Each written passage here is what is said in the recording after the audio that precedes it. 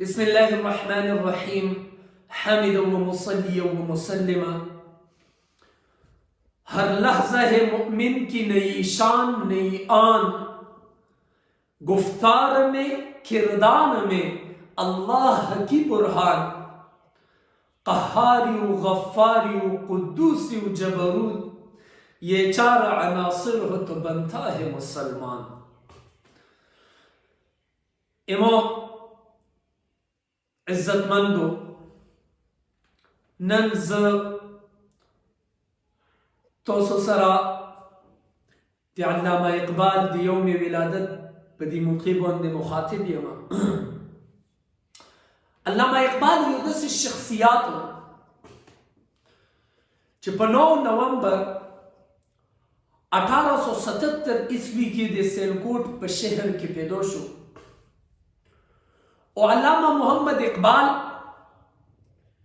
چې کوم نظریه خودی پیش کړی دا، هغه نظریه خودی تصور دنیا حیران کړی دا. خودی کو کر بلند اتنا کہ ہر تقدیر سے پہلے خدا بندہ سے خود پوچھے بتا تیری رضا کیا ہے. خودی کے هغه نظریه خودی کې چې کوم تصور پیش کړی دی، په خودی په نظریه باندې چې نن عمل وشي، یقیني طور سره پاکستانیانو د پاره د هغه گفتار او هغه کردار هغه ډېر د عظمت ولده. علامه محمد اقبال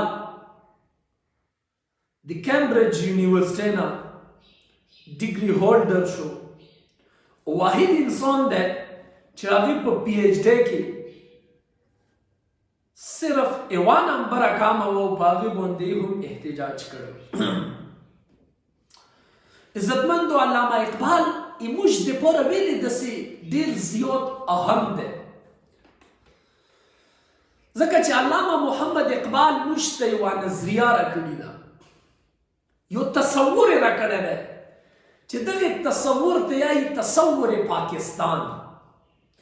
پاکستان یو تصور یې راکړی، هغه تصور سو هغه دو قومي نظریه وه چې هغې د الهاباد په هغه خطبه صدارت کې په 1930 کې پورا عالم د پورا یو راهنما تصور پیش کو چې پاکستان چې ته هم د هندوستان په مځکې باندې خوشحال نشي پاتې کېدلی.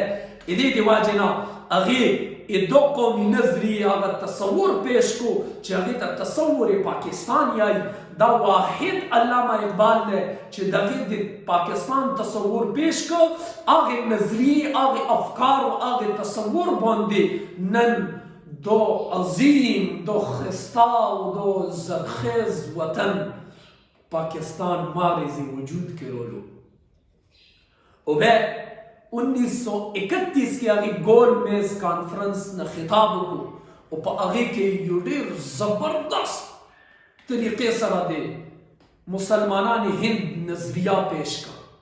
عزتمندو، پاکستان د ازادۍ نه تقریبا 9 کاله مخکې په 21 اپریل 1938 عیسوي کې دغه عظیم شاعر و فلسفي هغې دنیا ته الوداع ووایي، خو هغې هغه تصور د هغې هغه نظریه د هغې هغه فکر د هغې هغه سوچ او هغې هغه افکار یا هغې هغه فلسفیانه شاعري هغه دنیا ته پاتې شوله. دا صرف ایموژه قومی شاعر نه دی، بلکې دا عشق محمد و عشق خدا نه لبریز یو دینی شاعر هم دی. عزتمندو، دا داسې شاعر دی چې دغې دې وطن ته یو فکر ویر کو. فکر یې څه ویر کو؟ الله اکبر.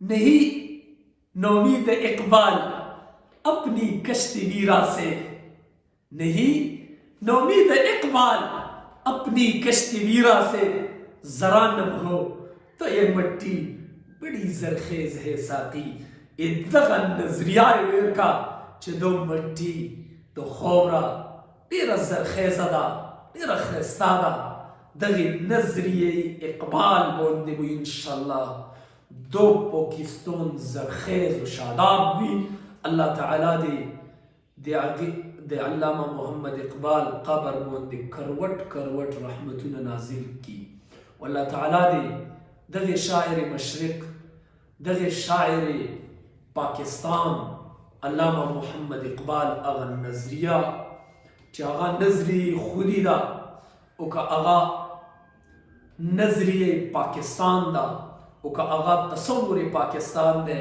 دی حقی مطابق دو وطن عزیز دی بلندے و انتہا تا ورسی اللہ حافظ.